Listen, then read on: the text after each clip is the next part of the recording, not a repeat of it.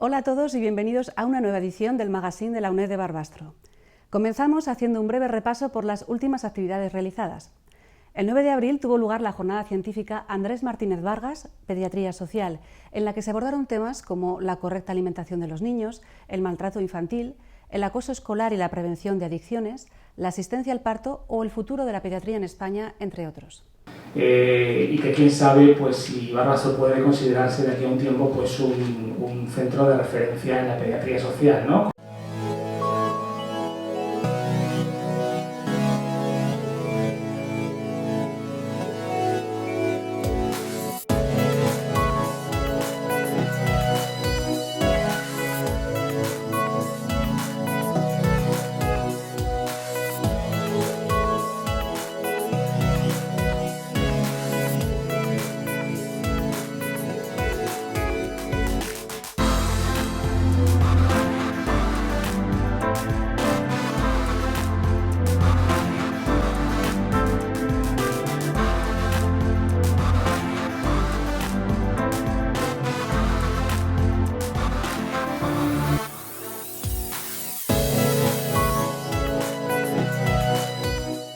También en este mes, los alumnos de la Universidad para Mayores de Fraga visitaron el 4º Batallón de Intervención en Emergencias, con el fin de ilustrar el curso El papel de los ejércitos, que desarrolló el coronel Patricio Mandiá. Papel que en estos días, con el terrible terremoto ocurrido en Ecuador, se ha visto puesto en práctica con el envío de 50 integrantes de la Unidad Militar de Emergencias y perros adiestrados para ayudar en las tareas de localización de posibles víctimas del terremoto que ha sufrido este país. Soy el coronel Mandiá del Arma de Caballería y estoy en la situación de la reserva.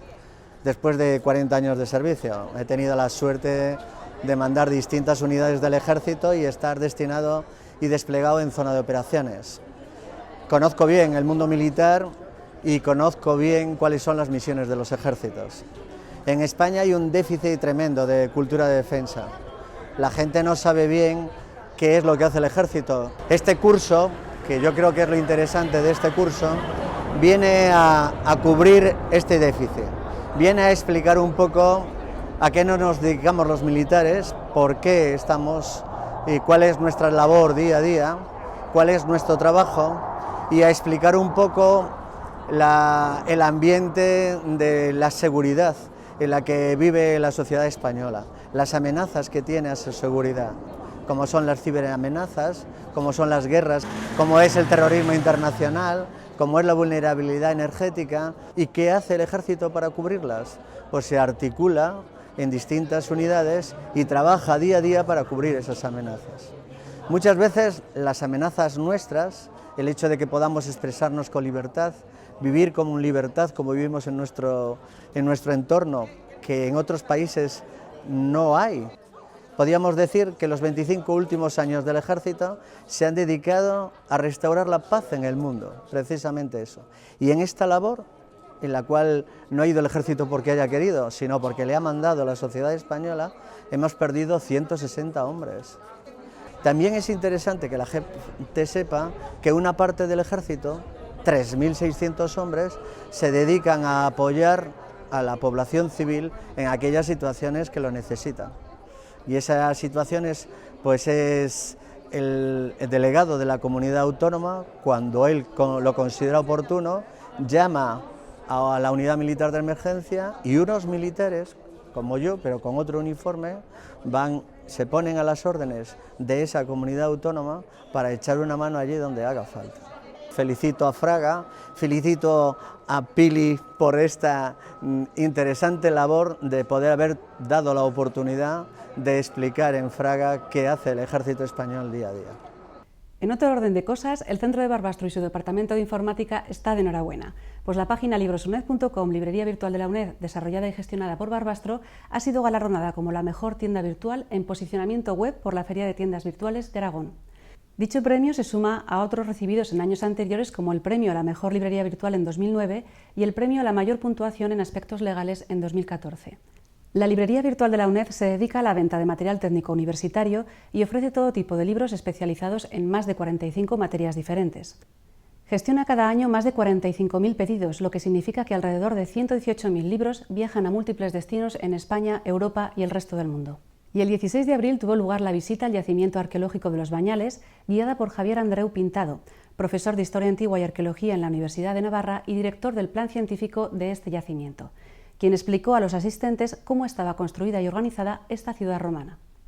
Bien, pues Los Bañales es una ciudad romana ubicada al sur del término municipal de un castillo, en el corazón de la comarca de las Cinco Villas, y que esconde los restos de una ciudad que debió florecer desde época de Augusto, más o menos el 15-14 a.C. hasta la década de los 90 del siglo I después de Cristo, y que a partir de entonces, y sobre todo 100 años después, en época de Marco Aurelio, empezó un progresivo declive urbano que arruinó parte de sus edificios públicos, aunque mantuvo la población presumiblemente hasta el siglo IX, incluso con ocupación hispano-visigótica y emiral.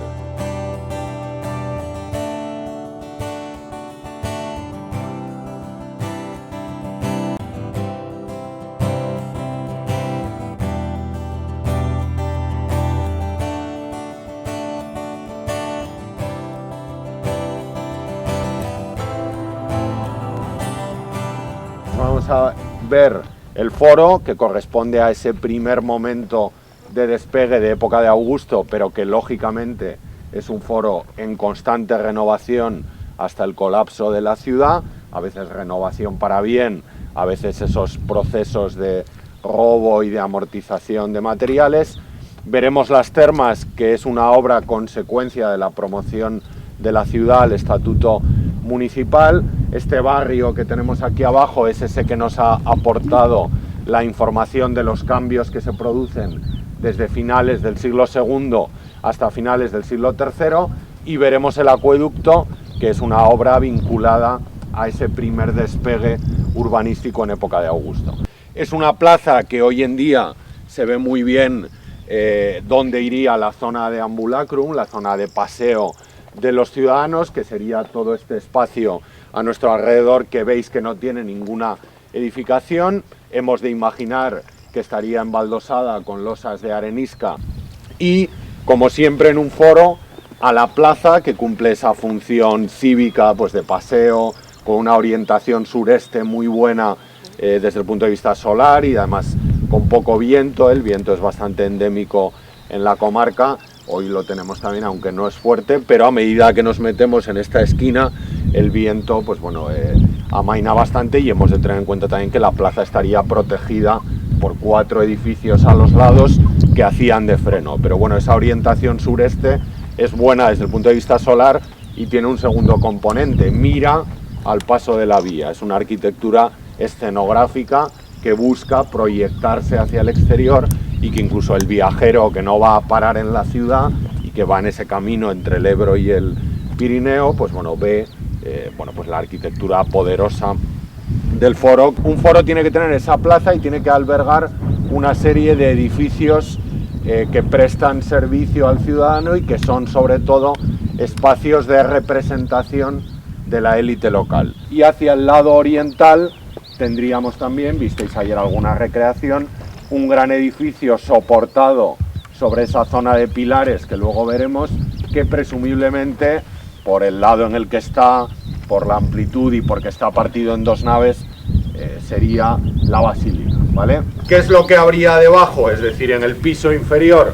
Bueno, lo más sencillo es pensar que serían tabernae, que serían tiendas accesibles desde la calle, que no contaminan la función oficial del foro, porque no se accede a ellas desde la plaza, y que permiten hacer útil una construcción que tiene sobre todo una finalidad arquitectónica. 1, 2 y el tercer peldaño encajado aquí.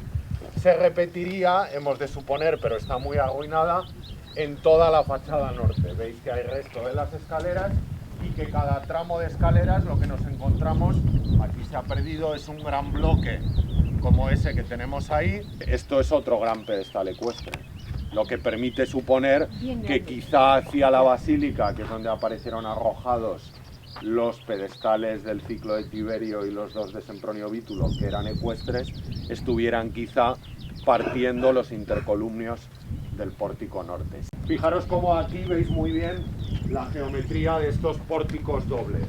Lo que tenemos son pilares Sucesivamente, ahí tenéis una columna con un pilar, partidos entre medio por huecos para poner inscripciones o elementos ornamentales, y lo mismo hacia el otro lado, configurando un vial y otro vial. Seguramente tendría una reja apoyada en estos orificios que veis aquí, que lo cerraría respecto del pórtico. En un momento concreto de finales del siglo I, muy probablemente posterior a la municipalización flavia, se van articulando una serie de recintos, alterando incluso el tamaño original de la curia, al menos hacia este lado, que sirven para la representación de las grandes familias de la ciudad.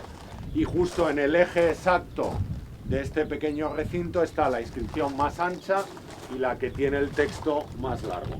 Victoriae aug Marcus Fabius Novus et Porcia Faventina sua pecunia fecerunt. Dedicado a la victoria augusta o a la victoria de Augusto, Marco Fabio Novo y Porcia Faventina lo hicieron con su dinero, ¿vale? De sua pecunia o sua pecunia fecerunt.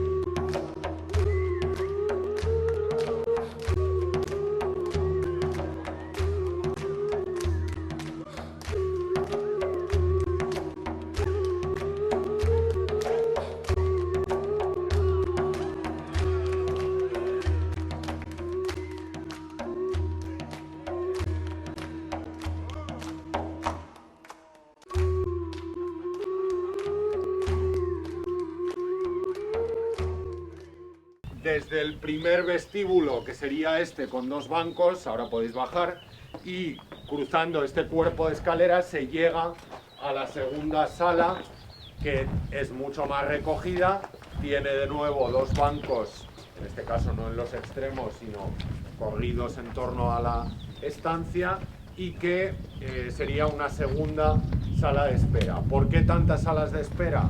Porque las termas de los Bañales son pequeñas a pesar de su monumentalidad, y porque tiene que haber un personaje muy importante en las termas, que tendría aquí su garito, que es el portero, el capsarius de las termas, que es el que cobra la entrada y el que articula la entrada y salida de la gente.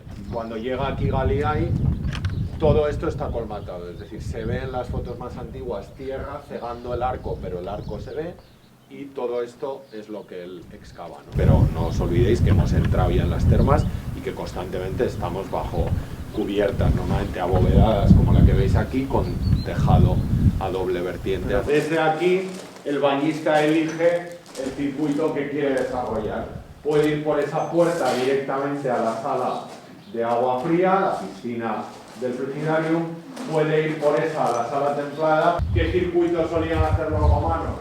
Por esa puerta pasaban a la sala templada, cogían temperatura mientras les daban un masaje o lo que fuera, pasaban a la sala caliente, que está detrás, la sauna, se bañaban en la bañera de agua caliente que nos consta que había, y quizá en una segunda piscina de agua caliente que quizá también pudo ser una sudatio, es decir, una sala de mayor calor metida casi en la boca del horno, volvían a la sala templada a rebajar temperatura y terminaban en la piscina de agua fría, quitándose, porque una vez que se habían abierto los poros, pues el sudor, etc., salían por aquí y entonces entraba otro bañista. El tepidarium se separa del caldarium por un muro muy grueso y el tepidarium se separa del frigidarium también por un muro muy potente para que aísle la temperatura. Allí ya no llega el sistema de calefacción, ya no hay paso para el calor, aquí llega por debajo de esos arcos y se consigue que, bueno, pues cada zona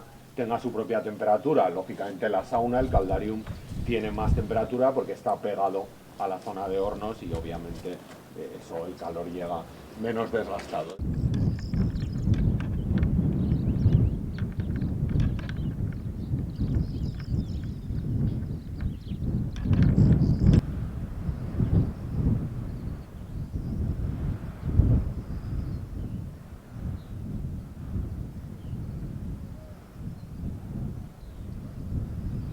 No interesaba la visibilidad de la marca, lo que interesaba era evidenciar que la Legión ha construido este acueducto. Si fueran marcas de cantero, como decíamos ayer, bueno, pues probablemente la cantería sería para presumir, y esta no lo es. Fuera loca municipi, es decir, piedra extraída de los locales de cantera municipal, porque en el foro, que hay un montón de muros y es la obra municipal por excelencia, no hay ni una sola marca LM. A nuestro juicio es la marca de la contribución de la Legión a embellecer esta ciudad, que a mi juicio, aquí ya individualizo, es una ciudad federada. Lo decíamos ayer, Tárraca.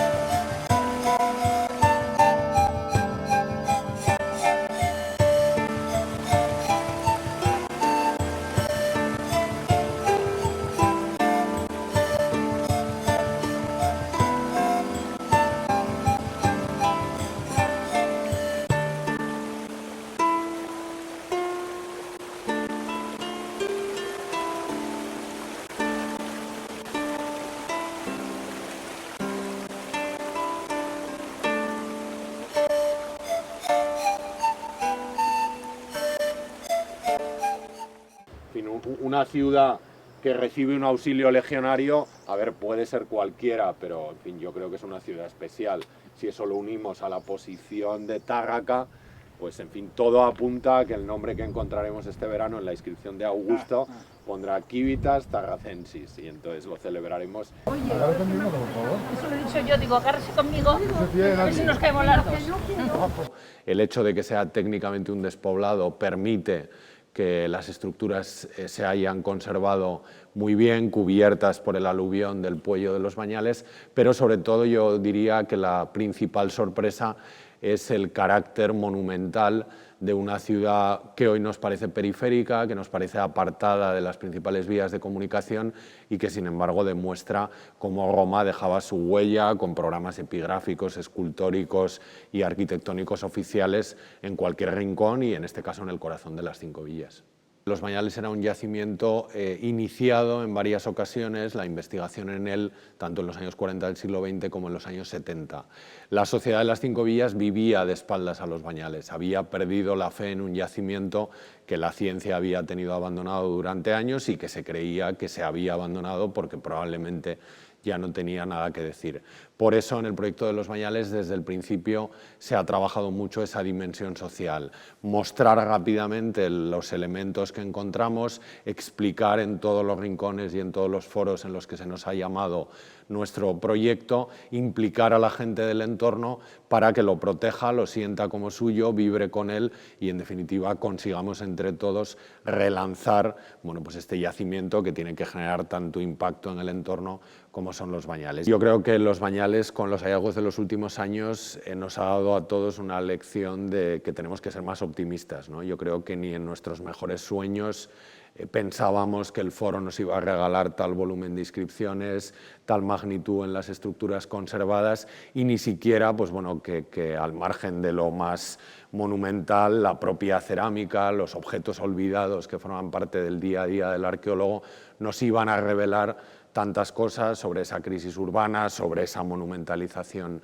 previa. Entonces la arqueología, como mejor la definimos nosotros, es como una tensión intelectual constante en la que lo que te parece que vas a encontrar luego acaba siendo otra cosa y los propios prejuicios que tú te has creado sobre un edificio, sobre un yacimiento abandonado como estaban los Bañales antes de 2009, se rompen ante un hallazgo extraordinario, una inscripción, un fragmento escultórico o una cimentación de una estructura que te posiciona ante restos de hace 2000 años y que en la mayor parte de los casos han estado ocultos, en fin, a lo mejor 1500 años, ¿no? Lo que hace ese encuentro con la historia mucho más tangible, ¿no?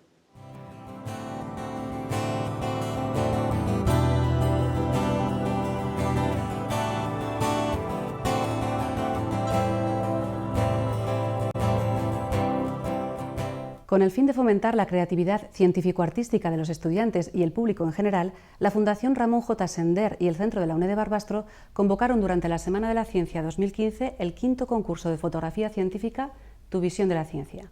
De las 98 obras presentadas, procedentes de numerosos lugares de la geografía española, el jurado seleccionó 24, las cuales permanecerán expuestas en la Sala Goya del Centro hasta el 28 de mayo. Bueno, buenas tardes, bienvenidos al acto de inauguración de la exposición de las fotografías seleccionadas en el concurso de fotografía científica Tu visión de la ciencia. Voy a leer el acta del jurado y procederemos a la entrega de premios en primer lugar. Ganadora del Premio Especial Año Internacional de la Luz, dotado con 200 euros, la fotografía 336 días de Beatriz Aisa Luis.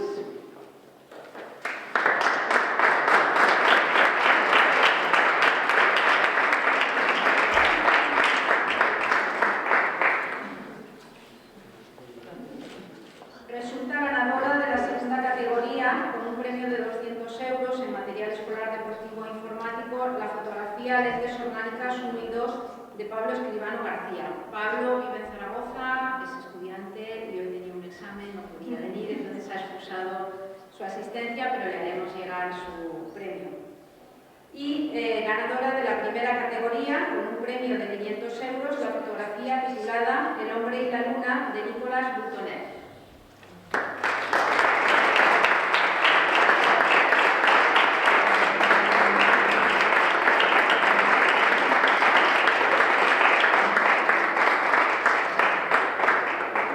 Felicidades a los autores, a los premiados, por supuesto, a los seleccionados y muchas gracias a todos los que participaron en el concurso.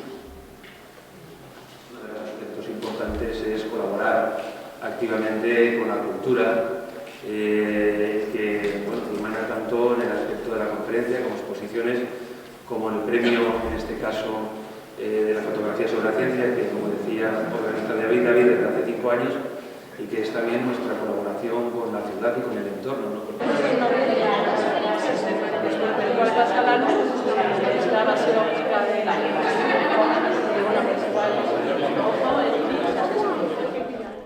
Esta semana se ha sometido a una auditoría externa las cuentas anuales de 2015, de acuerdo con lo previsto en la Ley 50/2002 de fundaciones.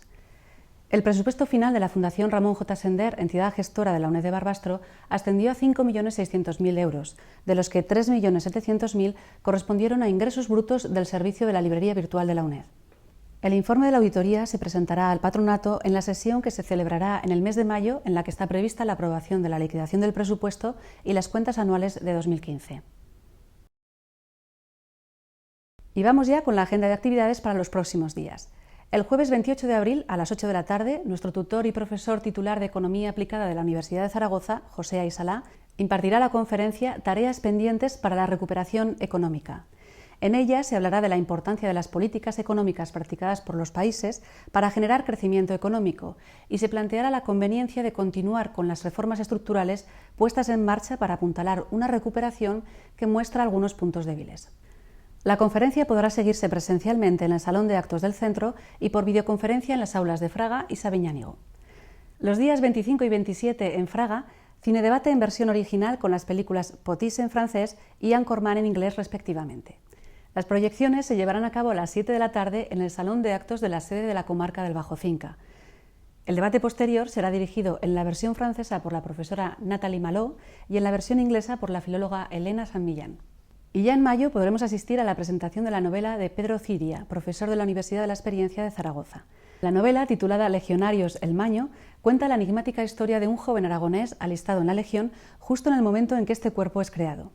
Si desean asistir, podrán hacerlo el día 5 en Fraga, el 9 en Sabiñánigo y el 11 en Barbastro. Y esto ha sido todo por hoy. Les dejamos con la presentación de la novela Entre visillos de nuestra sección Los libros de Valentina. Recuerden que pueden volver a visionar este informativo, así como ampliar la información de todo lo que les hemos contado en nuestra página web unedbarbastro.es.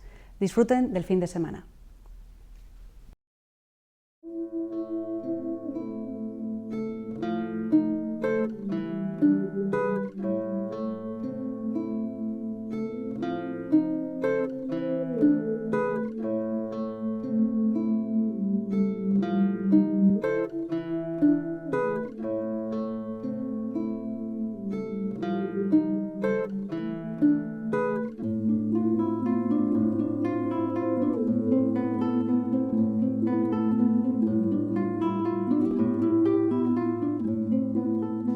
Carmen Martín Gaite es a la literatura española similar a Virginia Woolf a la literatura inglesa. Las dos escritoras escribieron mucho sobre su mundo interior. Carmen Martín Gaite escribió Entre visillos entre 1955 y 57. Por esta novela recibió el Premio Nacional de Literatura en 1957. Ella nació en Salamanca en 1925 y murió en Madrid en el 2000.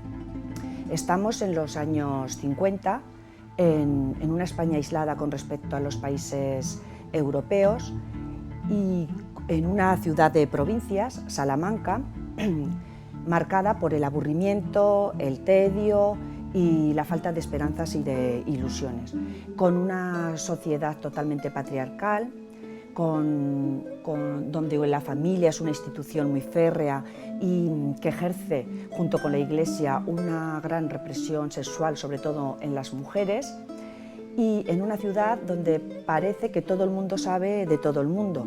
Pues en ese momento y en ese lugar se escribió o se sitúa Entre visillos, un título que hace referencia al mirador, un balcón cerrado, cubierto, desde donde se puede observar el exterior discretamente y sin salir del ámbito familiar. En esta novela hay bastantes personajes, pero podríamos destacar 4. Uno sería Natalia, que es una adolescente y va escribiendo un diario. y es una persona inconformista con la sociedad que le toca vivir. Y luego pues Julia y Elvira, que son pues personajes más conformistas con el momento y todos ellos pertenecientes a la burguesía. También destaca Pablo Klein, que quizás podría ser como el protagonista de la novela. Es un hombre que vuelve a su ciudad a dar clases de alemán y en un instituto después de haber vivido en el extranjero muchos años. Es una persona muy abierta y pone en juicio todas las costumbres de ese momento. La autora, sobre todo, lo que ha hecho es hacer una crítica a la educación que reciben las mujeres, que está encaminada sobre todo a las tareas del hogar, y también la novela lo que tiene, como que es muy interesante, que nos muestra una época de cómo se vivía o qué usos y costumbres había en la posguerra.